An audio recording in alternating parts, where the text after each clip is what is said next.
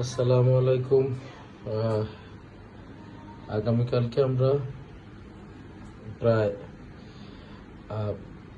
150 পরিবারের জন্য ত্রাণ নিয়ে আমরা আসতেছি মৌলভীবাজারে। আপনারা দেখেছেন আমরা সারা সব প্যাকেট আমাদের করা হয়েছে। ইনশাল্লাহ আগামীকাল আমরা আমাদের প্রত্যেকটা মানুষের জন্য আমরা ত্রাণ নিয়ে যাব। আশা করি আপনারা সবাই আমাদের